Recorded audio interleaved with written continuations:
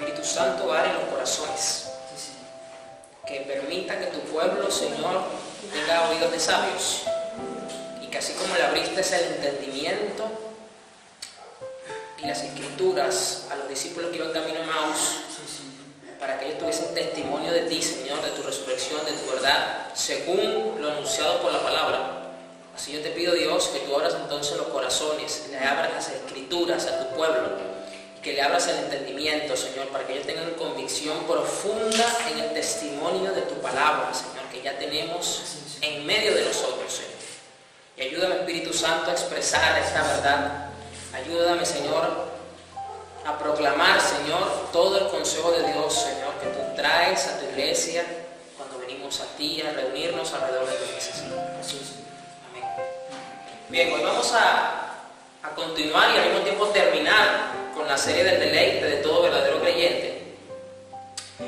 Y ya hemos visto que, si bien es cierto, tenemos un mandato del Señor de glorificar su nombre, hemos visto que tenemos un mandato del Señor de honrarle por sobre todas las cosas, pero es posible entonces que alguien puede estar glorificándole y no estar deleitándose por glorificarle. Y esta es la otra parte de la moneda, porque Dios no quiere que seamos como los soldados en cualquier ejército militar, que simplemente cumple órdenes de sus superiores, pero muchas veces este soldado no se deleita en cumplir órdenes, ni mucho menos a veces se deleita en agradar a sus superiores, sino simplemente cumple con su deber. Y el Señor no quiere eso para su iglesia. El Señor no quiere simplemente que nosotros cumplamos con nuestras responsabilidades espirituales, que tomemos las cosas a la ligera y decir, para callar nuestra conciencia evangélica religiosa, ya yo cumplí, yo estoy bien con Dios, y ahora lo que me toca es, como hace el soldado, esperar que le llegue la mensualidad para disfrutar de su beneficio. Dios no quiere esa actitud. Y en esta serie entonces el Señor nos ha mostrado que Él quiere que nosotros tengamos un deleite profundo y genuino, y lo hemos mirado a lo largo de esta serie, cómo Dios quiere que nos deleitemos en su presencia, cómo Dios quiere que nos deleitemos en su persona, cómo Dios quiere que nos deleitemos en su palabra, cómo Dios quiere que nos deleitemos en su poder. Y hoy viene algo que también no deja de ser menos importante, porque vayamos a cerrar la serie con esto, o lo hayamos dejado de último, no quiere decir que sea menos importante, ni mucho menos, porque todo el consejo de Dios es importante. Hoy vamos a mirar entonces la parte 5, que es deleítate en la voluntad y plan de Dios. Las dos cosas van de la mano. Deleítate en la voluntad y plan de Dios. Recuerda lo que significa la palabra con la que comenzamos. Ha sido la base de toda esta serie para poder ir entendiendo y comprendiendo cómo podemos ir aplicándola en cada uno de los mensajes que el Señor nos ha dado. La palabra hebrea kayefetz, que significa delicia, significa placer, significa deseo, significa valioso, significa querer, significa contentamiento. O sea, significa realmente, engloba un deleite real que tenemos que tener nosotros los cristianos. Un deleite, y no simplemente conformarnos con cumplir con nuestras responsabilidades y deberes espirituales. Va más allá de eso, porque eso es lo que Dios quiere. Y vamos a comenzar mirando a nuestro Señor Jesús. Vamos al Salmo 40. Recordemos que en el Antiguo Testamento, y sobre todo en los Salmos, encontramos muchas profecías mesiánicas que apuntaban a Jesús en algo en particular, ya sea en su nacimiento, ya sea en su muerte, su resurrección, en algo específico, pero te hablan de Jesús. Y el Salmo 40 no es la excepción. Aquí vamos a ver en el verso 6, a partir del verso 6, unas palabras proféticas que se cumplieron a cabalidad en la vida de Jesús. Y aquí dice el verso 6: a ti no te complacen sacrificios ni ofrendas, pero me has hecho obediente. Tú no has pedido holocaustos ni sacrificios por el pecado. Y esto es tremendo, porque entonces nos damos cuenta de que todo el aparataje de la ley mosaica, el sacrificio de animales, la sangre, todo eso que Dios te conoce, usted se da cuenta entonces que esto no era más que un anuncio profético, un anuncio simbólico de lo que realmente iba a tener agrado y de lo que realmente iba a satisfacer el alma de Dios Padre, como era Jesucristo y su sacrificio, que Él no se deleitaba en este tipo de sacrificios de animales, ni de ofrendas por el pecado. Y entonces dice, continuaba diciendo, por eso dije, aquí me tienes, como el libro dice de mí. Estas son palabras proféticas de que mi Señor Jesús conocía y las llegó a decir.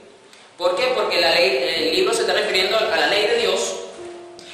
Y dice lo siguiente luego, el Señor Jesús nos dice en este anuncio profético, me deleito, aquí está la palabra callefet, en hacer tu voluntad. Si a los cristianos hoy día muchas veces les cuesta asimilar cuando van a orar cuál es la voluntad de Dios para su vida, y descubren que muchas veces no es del agrado del 100%, sobre todo de la carne, ¿cómo más aún le va a costar deleitarse en esa voluntad? Si muchas veces nos cuesta aceptarla.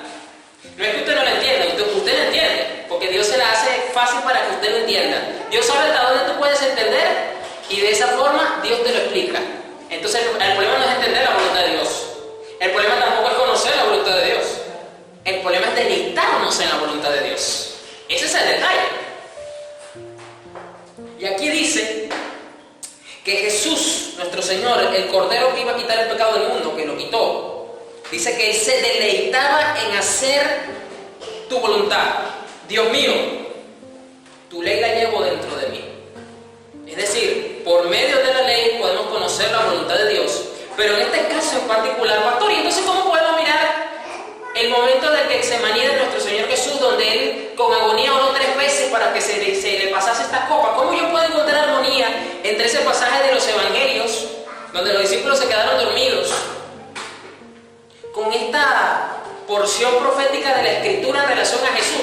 ¿Cómo es posible entonces que mi Señor se haya deleitado en hacer la voluntad del Padre cuando Él con agonía oró 3 veces? Pues muy sencillo. Él oró 3 veces para no perder el gozo y el deleite de hacer la voluntad de su Padre a pesar del sufrimiento que iba a padecer. Por eso Él oró 3 veces. Él estaba reconociendo que su carne no quería deleitarse en eso porque era la que más iba a sufrir, evidentemente, y usted lo sabe. Pero su agonía y su sufrimiento y su clamor era para que esa angustia que dice la Escritura que estaba sintiendo su carne no opacara el deleitarse en la voluntad de Dios. ¡Wow! Ahí está. Porque Jesús siempre se deleitó en hacer la voluntad de su Padre. Es tanto así que eso lo vemos desde muy niño, como a los 12 años, ya usted sabe, Él estaba en el templo, deleitándose en la ley de Dios, en armonía con lo que era su pueblo, a tal punto que no le importó quedarse 2 días momentáneamente sin la tutela de su madre. Ya usted conoce esa historia. Nos da a entender entonces que en cada pasaje, en cada tiempo, en cada circunstancia y en cada momento de Jesús, Él hallaba un deleite a pesar de lo que Él sabía que iba a padecer. Ya usted sabe que Él padeció persecución, mentiras, engaños, calumnias, difamaciones, todo lo que usted sabe, bullying, etcétera, etcétera, etcétera.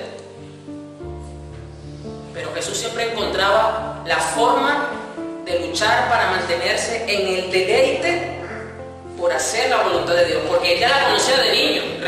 Recuerde que cuando Él comenzó su ministerio, lo vemos a lo largo de muchos evangelios, que Él siempre le decía a los discípulos cosas como esta: y dentro de poco el Hijo del Hombre será entregado, ya se acerca el día de mi muerte.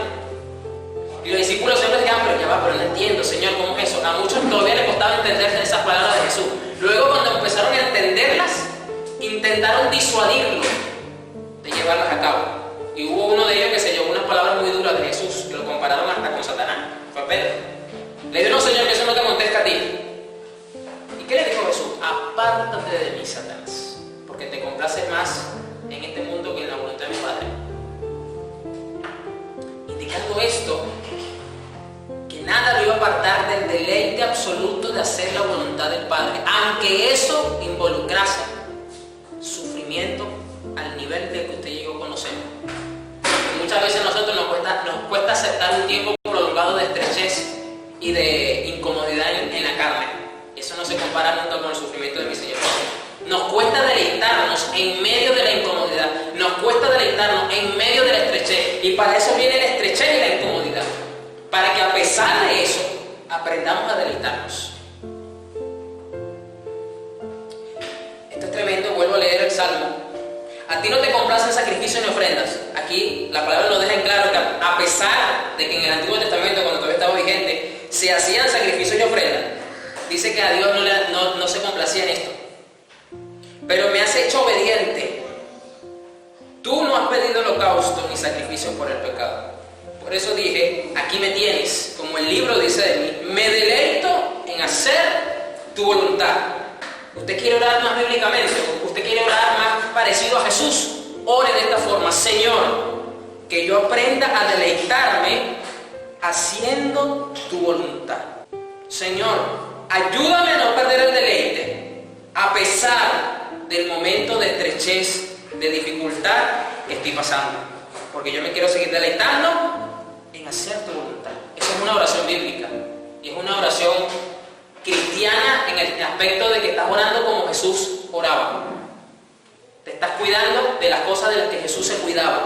Usted y yo no vamos a pasar por ese calvario que pasó Jesús, pero cómo nos cuesta deleitarnos y aceptar la voluntad de Dios.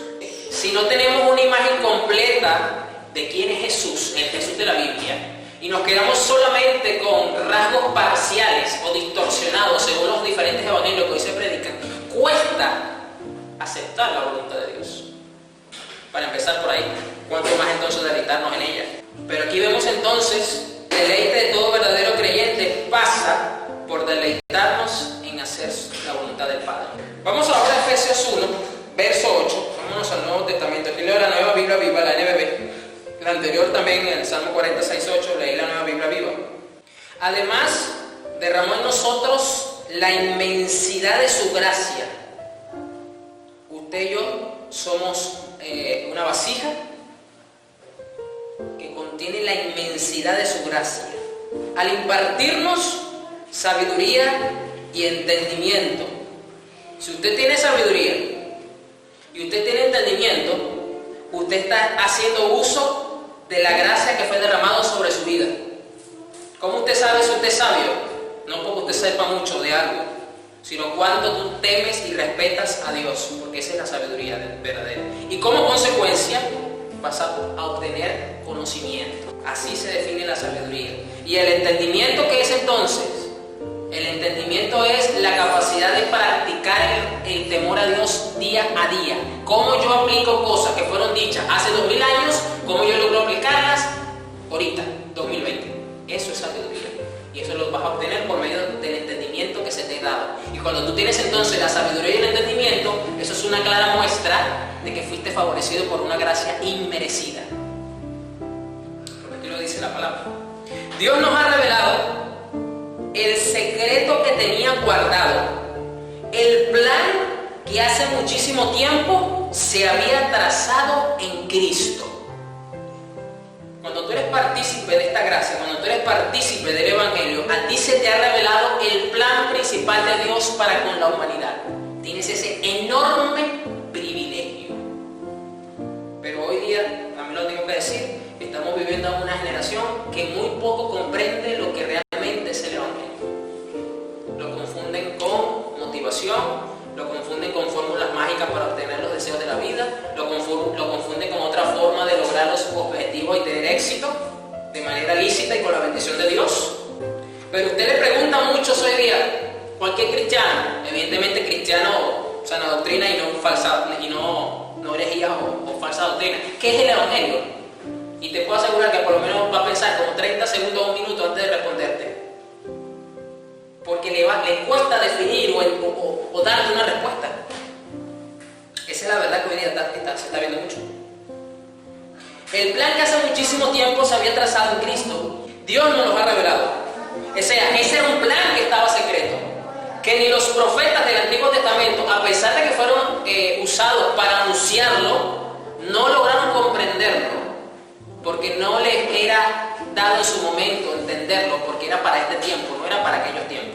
En aquellos tiempos se anunciaba, en el tiempo de Jesús se cumplió y ahora lo estamos explicando y viviendo y proclamando.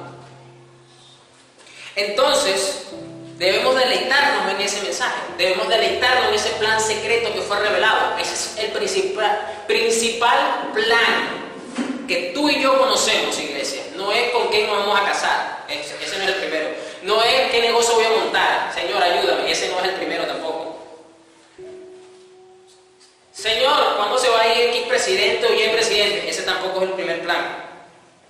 El primer plan, que ya se nos fue revelado, se nos fue confiado, y en el cual debemos deleitarnos, es en el plan de redención por medio del Evangelio de Jesucristo, en el cual usted y yo tenemos el privilegio de conocer, de entender, de vivir y de proclamar. Y ahí está la voluntad soberana del Padre. Todo lo relacionado al Evangelio tiene el 100% de la voluntad del Padre, del Hijo y del Espíritu Santo plasmado. Por lo tanto, allí debe estar nuestro principal deleite. Lo demás, como bien lo dijo nuestro Señor, son añadiduras. Son añadiduras. Cuando llegue el tiempo preciso, Dios reunirá todas las cosas, las que están en el cielo y en la tierra, bajo una cabeza, Cristo. En virtud de lo que Cristo hizo, ahora somos herederos, porque en su plan soberano nos escogió desde el principio para ser suyos. Y esto es el cumplimiento de ese plan que Dios quería llevar a cabo. Tenemos que entonces entender que para empezar a deleitarnos en la voluntad de Dios, tenemos que conocer, en la medida de lo posible, que es soberano su plan y su voluntad. No hay forma alguna de impedirlo, no hay forma alguna de retrasarlo, no hay forma alguna de que eso no se lleve a cabo. No hay nadie ni nada que pueda evitar que sus planes se cumplan. Pero viene la pregunta, pastor, pero no siempre vamos a tener conocimiento del plan de Dios sobre diferentes tópicos, sobre diferentes situaciones. Es verdad. Por eso lo más importante es conocer el carácter y la voluntad de nuestro Dios. ¿Cómo es su voluntad? ¿Qué afectos tiene? ¿Qué rasgos tiene? Y en eso nos vamos a deleitar. Y luego, si Dios en su soberana voluntad decide revelarnos un plan determinado sobre X circunstancia o situación en particular, gloria a Dios. Y si no nos lo quiere revelar, gloria a Dios, porque a pesar de que estamos aprendiendo a deleitarnos en su plan, si se nos revela del todo, podemos igualmente deleitarnos en su voluntad, porque ya fue revelada principalmente en el Evangelio de Jesús. ¿Por qué? Porque somos herederos, porque en su plan soberano nos escogió. Usted no hizo nada, ni se mereció, no hizo mérito alguno para ser candidato a elección.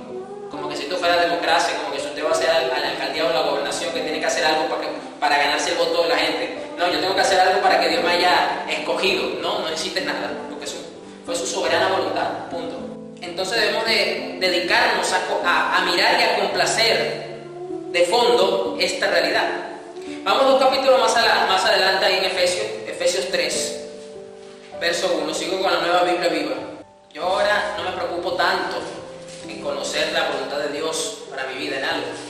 Después de yo haber asimilado esto, yo ahora me preocupo más, no solo de conocer lo que ya se me fue revelado, sino que yo haya un deleite en medio de eso que se me fue revelado. Eso es fundamental. Por esta razón yo, Pablo, que estoy en la cárcel por la causa de Cristo Jesús, es decir, por buscar el bien de ustedes, los que no son judíos, me arrodillo en oración. Sin duda, ya se enteraron del plan, ya se le fue revelado a los efesios. Ya se enteraron del plan que en su amor Dios me encargó para ustedes. Ya antes les mencioné brevemente que Dios mismo me reveló ese misterio. En oración, de rodillas, podemos ir para que se nos sean revelados cualquier misterio, pero eso, a pesar de que usted lo pida, eso va a depender de la voluntad soberana de nuestro Padre. Cuando lo lean, se darán cuenta de que conozco bien el misterio de Cristo. Si usted quiere orar, si usted quiere clamar, si usted quiere ponerse de rodillas por conocer un misterio, conozca el misterio de Cristo revelado por medio de su Evangelio. Ahí tiene bastante material de oración, tiene bastante material para echar cabeza, tiene bastante material para meditar. Es el misterio que en la antigüedad Dios no había dado a conocer. Escuchen, Dios no había revelado su plan y su voluntad en medio de esto, pero sí lo anunció. Ojo, pero no se había cumplido.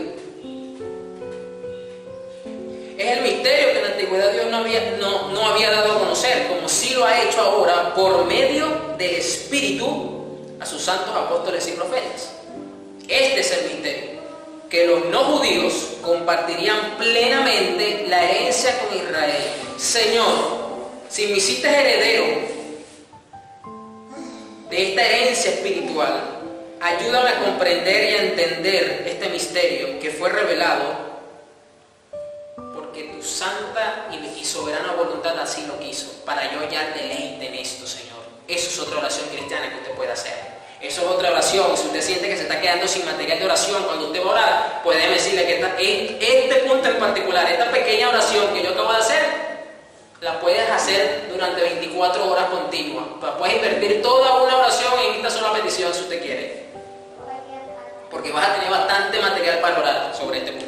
Ambos son miembros del mismo cuerpo y participan de la misma promesa que Dios nos hizo en Cristo Jesús por medio de las buenas nuevas.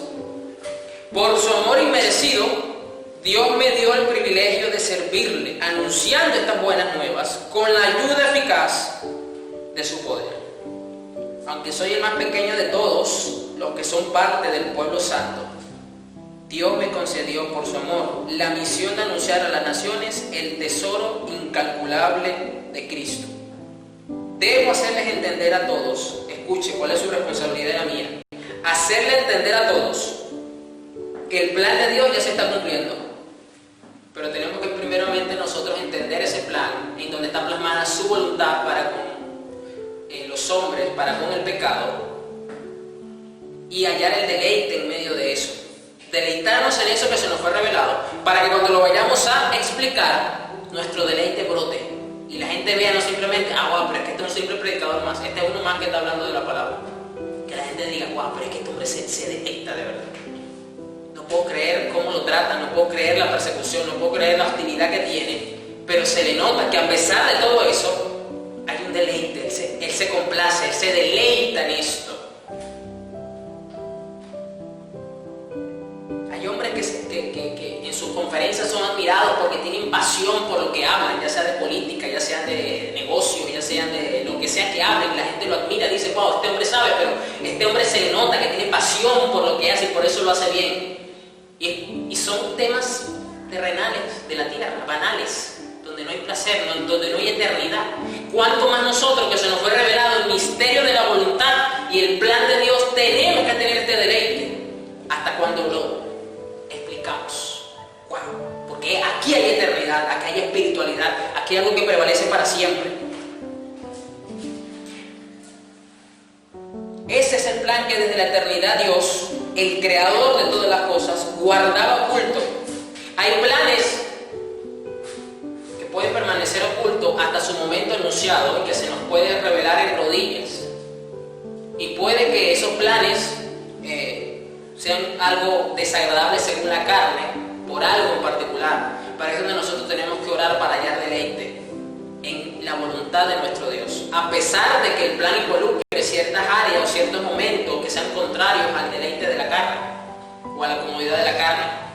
Por eso que las dos cosas tienen que ir de la mano, voluntad y plan, porque posiblemente nos cueste a la carne deleitarse en el plan cuando lo conoce, se le es revelado. Pero cuando nosotros vamos a la voluntad de nuestro Padre, ¿cómo es que se revela su carácter por medio de su voluntad? Y podemos afianzarnos en esos rasgos que ya están bien marcados en Dios.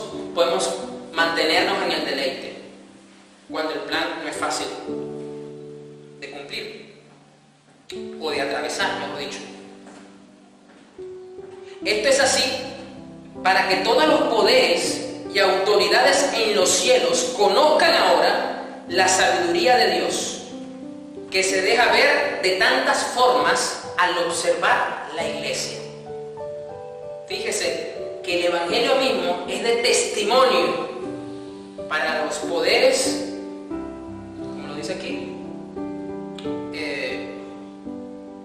Esto es así para que todos los poderes y autoridades en los cielos conozcan ahora la sabiduría de Dios. Es decir, el mismo Pablo ahora se está refiriendo a las huestes celestiales que tienen una autoridad y un poder que están allí puestas por Dios.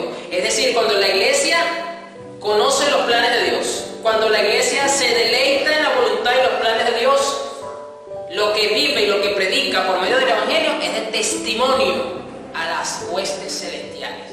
¡Wow! Qué enorme responsabilidad y posición se nos ha dado. Tremendo. Es lo que Dios, escuche, desde la eternidad había planeado hacer por medio de Cristo Jesús, nuestro Señor. Uf, qué deleite debemos nosotros hallar en Cristo de tal forma que ese deleite en nosotros sirva de testimonio abrumador y contundente a las huestes celestiales que están en poder y autoridad.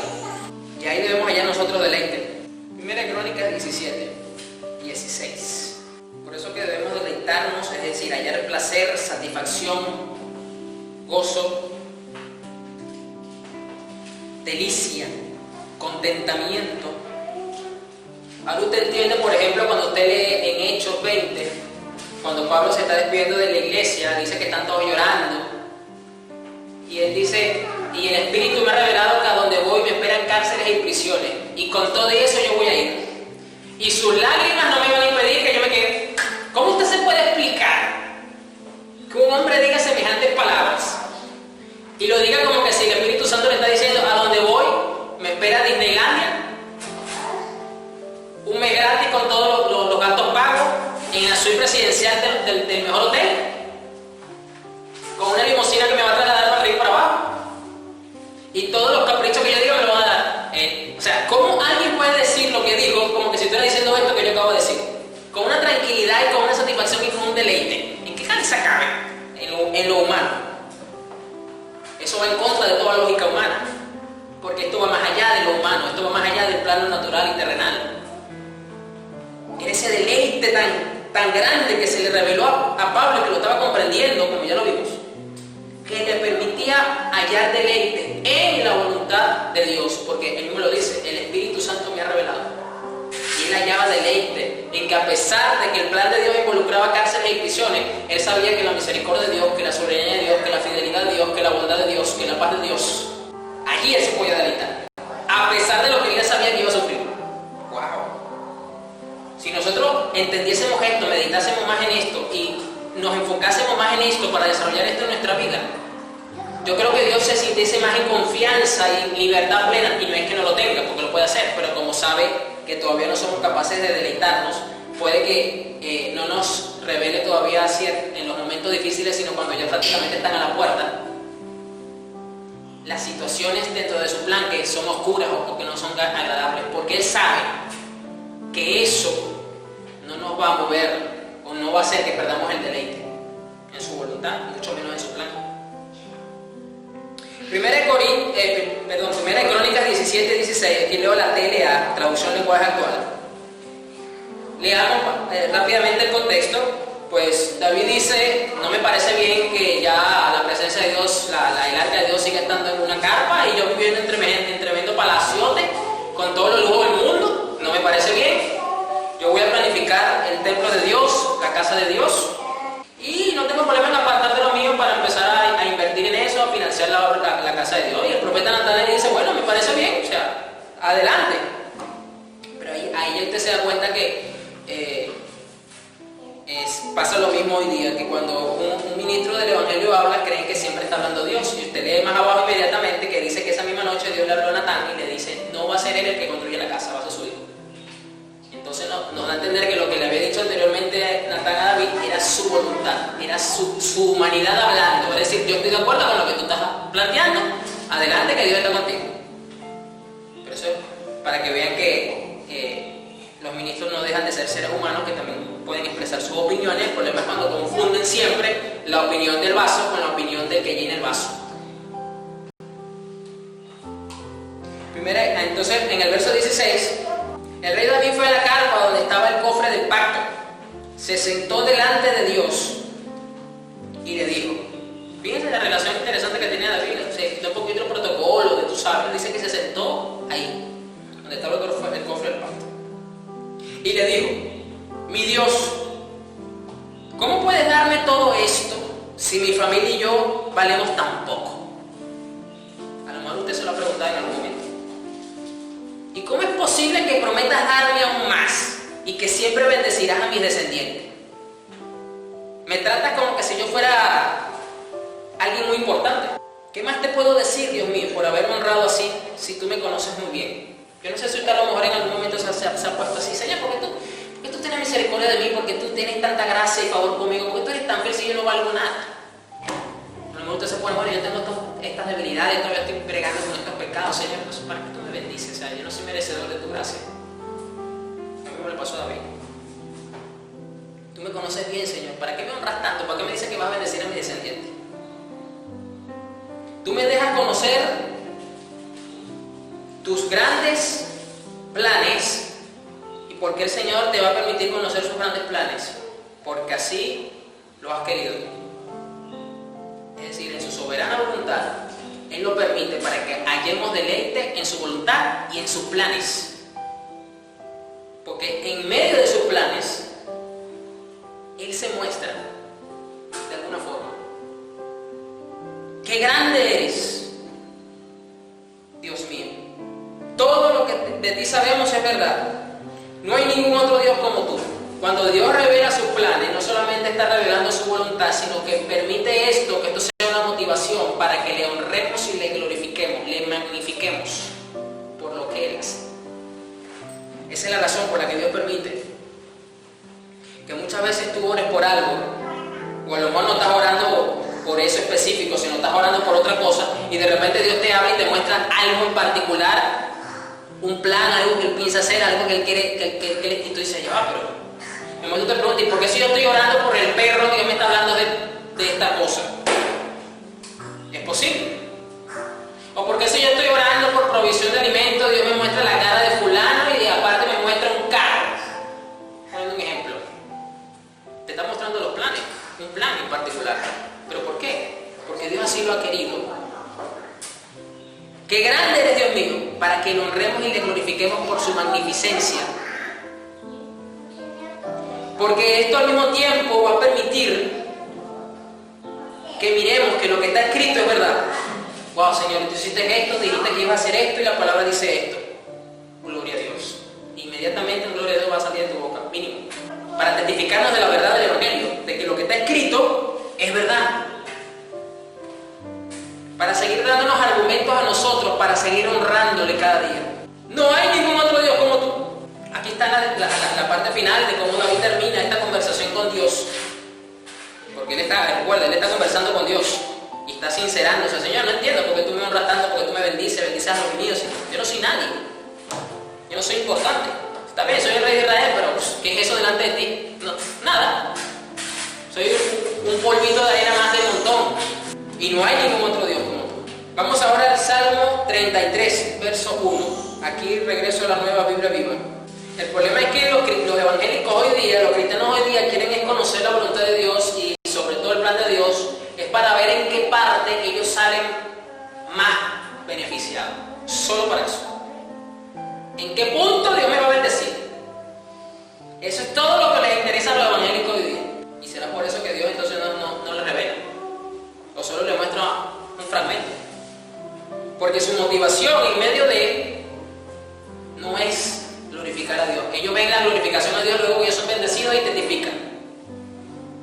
Aquí no, aquí lo vemos al revés. ¿Saben? Entonces cuando nosotros estamos en medio de las circunstancias, esto es interesante porque sabemos que ahorita estamos viviendo a nivel global una situación bastante crítica, que ya muchos países van por más de 3 meses en esto. Y estoy seguro que toda la iglesia ha orado por esta situación desde que comenzó. Señor, ya ten misericordia. Necesitamos trabajar, necesitamos abrir los templos, necesitamos producir, necesitamos esto, necesitamos lo otro. ¿Y en qué punto la iglesia habrá orado de esta forma? Señor, ¿en dónde tú te vas a glorificar? ¿O de qué forma tú quieres que yo aporte para honrar tu nombre en medio de esta pandemia? Porque le voy a decir una cosa, sean días malos o sean días buenos, Dios siempre se glorifica. Y esto es tremendo porque a veces, y aquí voy a poner un ejemplo que nos ha pasado a todos.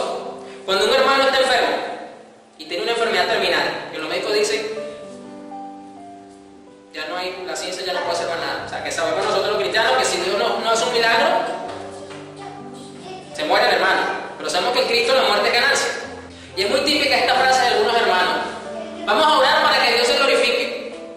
Y ¿Alguien dijo a ese hermano que Dios va a dejar de glorificarse porque ese hermano se muere? ¿Quién dijo que en la muerte cristiana no glorifica a Dios? Sea que Dios lo sane, Dios se va a glorificar. Y sea que se lo lleve, Dios se está glorificando. Porque Pablo dijo, sea que vivamos o sea que muramos, del Señor somos.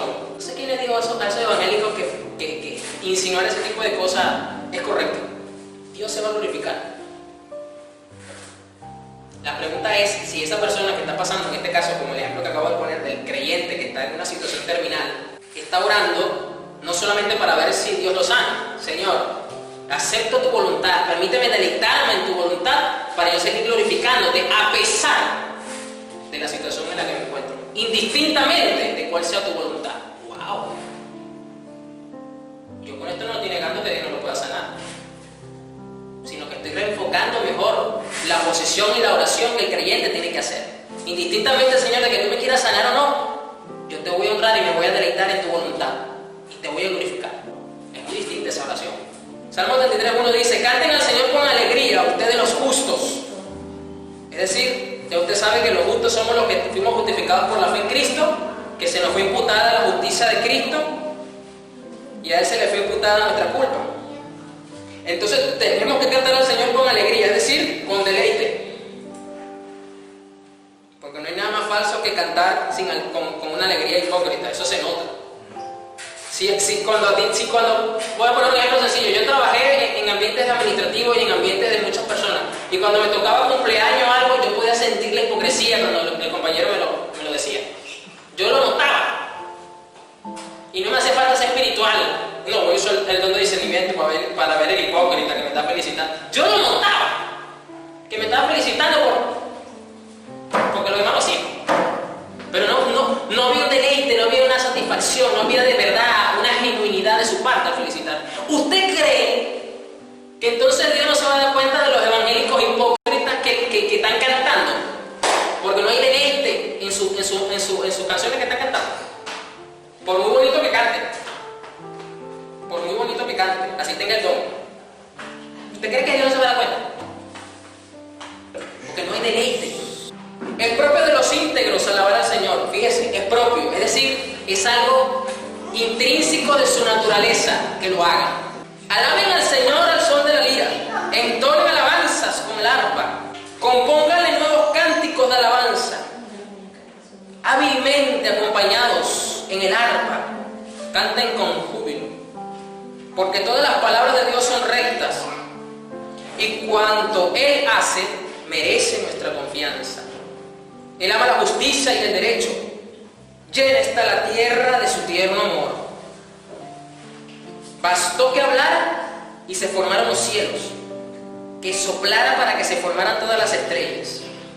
Él puso límites a los mares y encerró los océanos en su gran estanque. Que todos en el mundo teman al Señor y ante Él sientan sobrecogido respeto. Porque bastó que hablara y surgió el mundo. A su mandato apareció. Desbarata los planes de todas las naciones y frustra todos sus proyectos.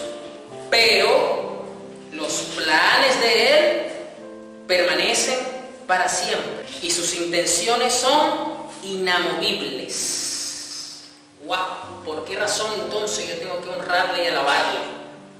Porque tiene la capacidad de desbaratar todos los planes de todo el mundo y en su soberana voluntad los planes de Él permanecen para siempre, y en eso yo me tengo que regocijar, me tengo que deleitar. Entonces el salmista comienza diciendo la actitud que debe de tener los justos y los íntegros al alabarle, y nos da las razones del por qué y las motivaciones para nosotros alabarle. Y ya las leímos y llegamos a este punto. Bendita la nación cuyo Dios es el Señor, continúa diciendo el salmista, que ha sido elegida por Él como pueblo suyo. Desde el cielo mira el Señor a la humanidad, desde su trono observa a todo el que vive en la tierra. Él hizo el corazón de ellos. Usted tiene un corazón puesto por Dios, que está contaminado por el pecado, que está luchando contra las pasiones de este mundo y todo lo que usted quiera. Sí, está bien, es verdad, es una realidad también espiritual. Pero su composición posición, tu forma de ser, esas virtudes, esa forma que es necesaria, porque dentro del plan que Dios diseñó antes de la fundación del mundo, recuerden cómo comenzamos este texto, este mensaje, Dios también diseñó entonces tu forma de ser, amado, porque es lo que necesitas para deleitarte en Él y llevar a cabo su voluntad. Esa es la verdad. Entiende todo lo que hace. Ni el ejército mejor equipado puede salvar a un rey, porque no basta la mucha fuerza para salvar al guerrero. Poca cosa es un caballo de guerra para obtener victoria. Es vigoroso, pero no puede salvar. Pero los ojos del Señor observan a los que le temen y confían en su invariable amor. Él los guardará de la muerte, y aún en tiempos de hambre o de pandemia, los mantendrá con vida. Solo en el Señor confiamos para que nos salve. Solo Él puede ayudarnos. Nos protege como escudo. Razón tenemos, escuchen, para regocijarnos en el Señor. Miren, por eso le quería leer esta versión, porque el salmista dice en esta versión, razón tenemos para deleitarnos en Dios. Dígame usted si con esto usted no tiene que deleitarse en Dios. Porque confiamos en Él, confiamos en su santo nombre. Cuando vemos en la Escritura, confiamos en su santo nombre, eso es una frase que usted va a leer mucho, sobre todo en los Salmos. Es porque recuerde que el nombre está asociado al carácter y a la naturaleza de la persona. ¿Ok? Por eso los judíos, los nombres que tienen, lo tienen como cultura del mismo Dios, porque cada uno de los nombres de Dios te revela. Entonces cuando aquí nos está diciendo, confiamos en tu santo nombre, nos está diciendo el salmista, confiamos en quién es Dios, en el cómo es Dios. Sí, Señor, que tu amor nos rodee perennemente, porque solo en ti reposa nuestra esperanza. Hallamos consuelo, hallamos esperanza, hallamos fe para continuar en la medida que se nos hace más fácil deleitarnos en nuestro Dios, en su voluntad y en sus planes. Vamos a otro salmo, el Salmo 106, verso 7. Sigo con la Nueva Biblia Viva. Cuando nuestros antepasados estaban en Egipto, no tomaron en cuenta los milagros de Dios. Pronto se olvidaron de sus hechos bondadosos hacia ellos. Por el contrario, se rebelaron contra Dios en el Mar Rojo. Pero aún así Dios los salvó para honrar su nombre y mostrar su gran poder. Ordenó al Mar Rojo dividirse y formar un camino seco, tan seco como el desierto. Los libró de sus enemigos, del poder de quienes los odiaban. Es decir, si usted se llegó a imaginar que los israelitas pasaron por ese camino en el mar y la tierra estaba húmeda porque había el mar, aquí dice que no. O sea que ni siquiera se empichacaron los pies con barro. Tremendo. Es decir, todo eso estaba sequito. Luego el agua volvió, cubrió a sus enemigos, ni uno se salvó. Entonces por fin su pueblo creyó en sus promesas. Finalmente le cantaron alabanzas. Pero muy pronto olvidaron lo que él había hecho y no esperaron para conocer sus planes. Fíjese que si nosotros no nos estamos deleitando en su voluntad, si nosotros no nos estamos deleitando en su palabra, si nosotros no nos estamos deleitando en su presencia, si no nos estamos deleitando en quién es Él, y olvidamos lo que Dios ha hecho como muestra de su soberana gracia inmerecida sobre nuestras vidas, nos vamos a volver amargados, nos vamos a volver incrédulos, nos vamos a rebelar y no vamos a poder conocer el plan de Dios para nuestra vida. Porque aquí dice que ellos no esperaron para conocer sus planes. Si ellos no hubiesen tenido esta actitud, ya usted sabe que el tiempo de 40 años en el desierto se hubiese reducido. Y segundo, ellos hubiesen podido conocer a plenitud el plan de Dios, que no era solamente llevarlos a una tierra. Eso era como que el título del plan, o la revelación muy genérica y generalizada de la voluntad de Dios, pero no hubo más al detalle de lo que Dios quería hacer con ellos, porque no quisieron esperar el plan de Dios, mucho menos se iban a deleitar en ese plan, nunca se deleitaron en ese plan. En el desierto se entregaron a sus deseos, y esto es lo que ocurre. Entonces el creyente se entrega a los deseos de su corazón, a los deseos de su pensamiento, y corre tras sus propios planes y su forma de hacer las cosas. Y luego más adelante vienen las frustraciones, así como al pueblo de Israel. En los páramos pusieron a prueba a Dios. Entonces, escuchen, les concedió lo que pedían, pero les envió una plaga. ¿Qué quiere decir esto entonces? Que muy posiblemente Dios permita que logre ciertas cosas por tu habilidad mirar, pero eso va a traer consecuencias también fuertes para contigo, que es la disciplina de Dios para con tu vida. Porque esa generación puso a prueba a Dios. Y recuerdo una de las plagas que Dios permitió en el desierto, las serpientes que los picó a toditos. Y si bien es cierto que Moisés, por orden de Dios, hizo una serpiente de bronce en representación de Cristo, pero también dice ese pasaje que muchos murieron en el desierto a causa de esas picaduras, es decir, no todos se salvaron de ese veneno. En el campamento tuvieron envidia de Moisés y de Aarón, el sacerdote consagrado al Señor. Por esto salió a la tierra y se tragó a Datán, sepultó a Abiram y a sus seguidores. Cuando alguien entonces no se está deleitando en la voluntad de Dios, en la presencia de Dios, en la ley de Dios, y sigue sus propios deseos, le va a dar cabida entonces a las pasiones propias de la carne, y esto va a traer conflicto y desarmonía entre el cuerpo de Cristo, entre hermanos. Porque aquí dice que, mira, le tuvieron envidia a Moisés y Aarón. Cayó del cielo fuego para consumir a estos malvados. Las llamas devoraron a sus seguidores. En Joreb hicieron un becerro, se postraron ante un ídolo hecho de oro, cambiaron a su Dios glorioso por la estatua de un buey que come hierba, y ellos se olvidaron de Dios su Salvador, el que había hecho grandes cosas en Egipto, milagros en la tierra de Canaán y maravillas en el Mar Rojo. Dios amenazó con destruirlos, pero no lo hizo por Moisés, su escogido, que se puso ante él en la brecha e impidió que su ira los destruyera. La razón por la que muchas veces Dios no nos consume con su ira es cuando nosotros tenemos una actitud parecida a la de esta generación de israelitas, que andamos cabezones, que somos rebeldes, que somos indiferentes y que no nos estamos deleitando en él. Es precisamente porque el que está ahorita intercediendo no es Moisés, es uno superior a Moisés, pero que Moisés anunció, que es Jesús, que está como intercesor de nosotros las 24 horas, como el sumo sacerdote de nuestras almas. Salmo 119, verso 89. Sigo con la Nueva Biblia Viva. Es un salmo muy hermoso que ya lo hemos visto. Vamos a mirar otra porción más de este salmo. Recuerda, este es un salmo que magnifica la palabra de Dios, que tiene 22 estrofas compuestas de 8 párrafos y que cada estrofa comienza con una letra del alfabeto hebreo. Y que con este salmo David enseñó a Salomón a leer y a escribir. Salmo 119, verso 89 dice: Tu palabra, Señor, es eterna y permanece firme en el cielo. Tu fidelidad se extiende a cada generación y permanece como la tierra que formaste. Tus leyes siguen siendo verdaderas hoy, porque todo está de acuerdo a tus planes.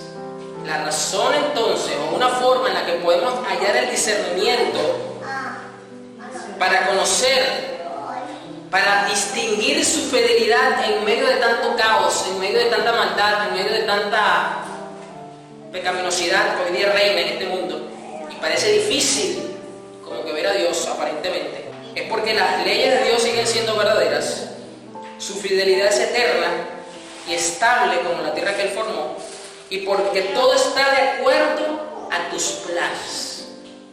Podemos tener un discernimiento entonces cuando nos estamos deleitando en su palabra para conocer cuáles son sus planes en nuestra vida de alguna forma. Si usted se deleita en su palabra, usted va a poder entonces hallar deleite en su voluntad y se le va a hacer más fácil entonces poder deleitarse en los planes de Dios. Miren cómo todos los mensajes están estrechamente entrelazados. Para los que no lo han escuchado, pues les invito a entrar a la página de la iglesia para que los escuchen por YouTube. Hechos 4.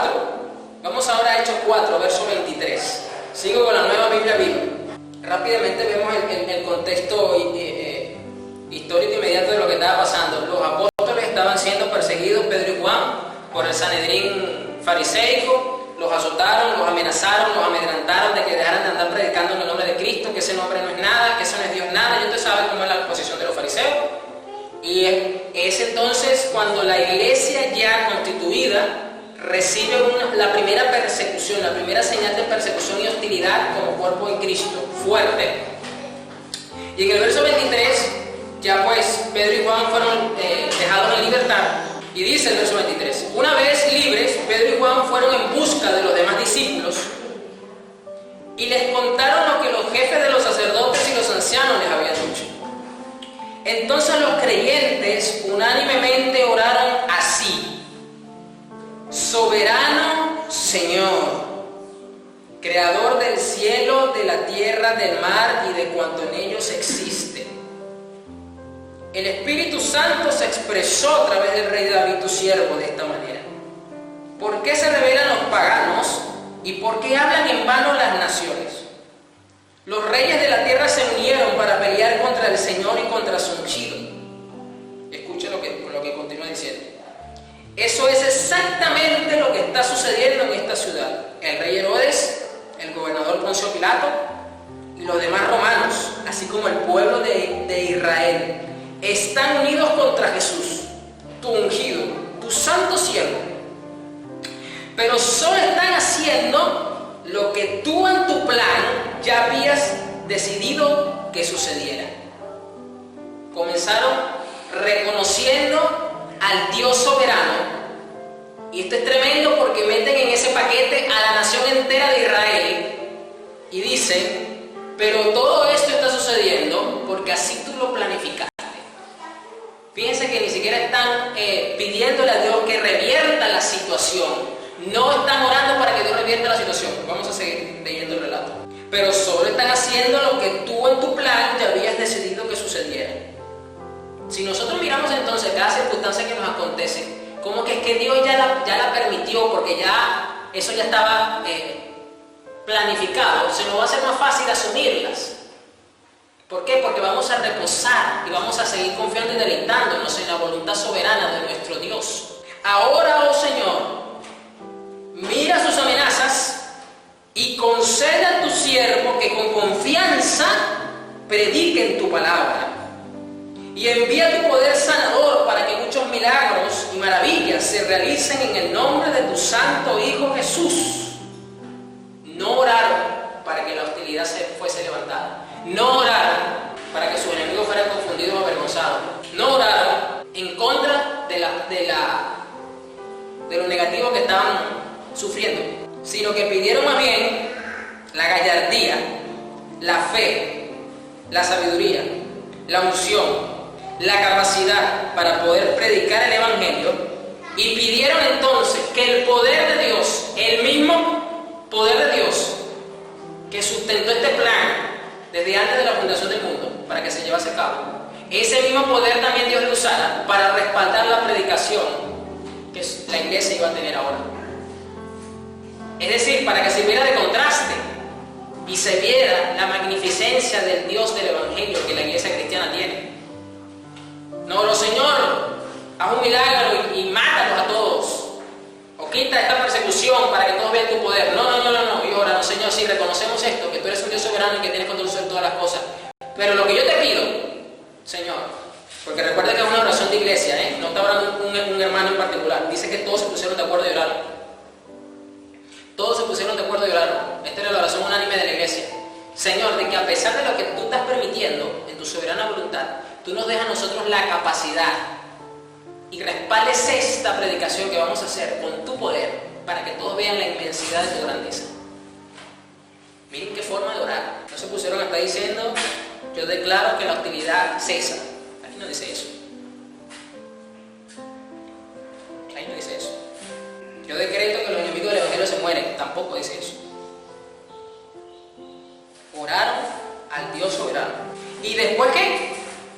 Después de esta oración, el edificio donde estaban reunidos se estremeció y quedaron llenos del Espíritu Santo y se entregaron a predicar con arrojo el mensaje de Dios. Esta oración de iglesia se me asemeja mucho a la oración de mi Señor Jesús que expliqué al principio, porque mi Señor Jesús no oró para que sus enemigos, para que aquellos que él sabía que lo iban a matar, sufrieran de alguna forma. No. Así como lo dije, que él oró para mantener su deleite en medio del sufrimiento. Pues la iglesia misma está haciendo una oración muy parecida. Señor, reconocemos que en tu soberana voluntad tú permites que estas cosas sucedan. Pues permítenos ahora predicar el Evangelio y que tu poder lo respalde, Señor. Permítenos tener el denuedo, dice la Reina Valera, creo. Aquí dice arrojo, es decir, permítenos seguir deleitándonos en la predicación de tu palabra, a pesar de lo que ya sabemos que vamos a padecer, Señor. Y glorifícate manifestando tu poder para que la gente vea que es verdad lo que estamos diciendo, que no estamos locos, que nadie en su nadie va a padecer por una mentira. Nadie en la vida sufre por una mentira, al menos que esté tan engañado de esa mentira que crea que es verdad. Y luego de que se muera se descubra que es mentira. Cónchale, murió fulanito, pero murió por una mentira. Pero de resto, nadie es capaz de padecer por una mentira. Y dice aquí entonces que luego de eso, después de esa oración, el edificio se estremeció y quedaron llenos del Espíritu Santo.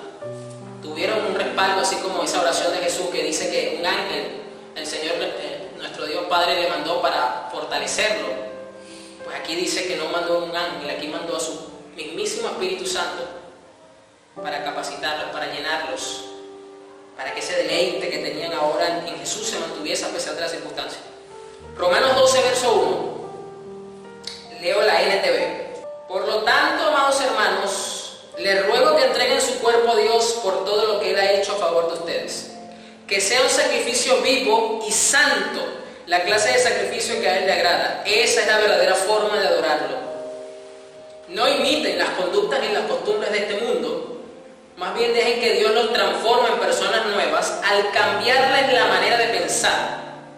Cuando nosotros nos estamos deleitando en su palabra, que eso es uno de los primeros mensajes que vemos en esta serie, una de las cosas va a ser es que tú vas a ser renovado en tu entendimiento, en tu forma de pensar, y eso va a hacer que vayas asumiendo cada vez más la naturaleza de Cristo, el carácter de Cristo en ti, y te vas a poder santificar, y de esa forma vas a ser una adoración andante las 24 horas. Pero ¿qué otro beneficio o qué otra consecuencia directa vamos a tener cuando nos estamos deleitando de esta forma? Mire lo que continúa diciendo. Entonces aprenderán a conocer la voluntad de Dios para ustedes. Y muy posiblemente, si tú disiernes la voluntad de Dios para contigo, es muy posible que eso te lleve a conocer de alguna forma algún plan que Dios tiene para ti, para los tuyos, para tu vida. No te puedo garantizar que te lo revele del 100%. Es muy posible que no sea así. Pero que por lo menos conozcas el título, por lo menos de la película, ya es bastante. Y de ahí en adelante, pues que el Señor en su soberana voluntad te lo vaya revelando.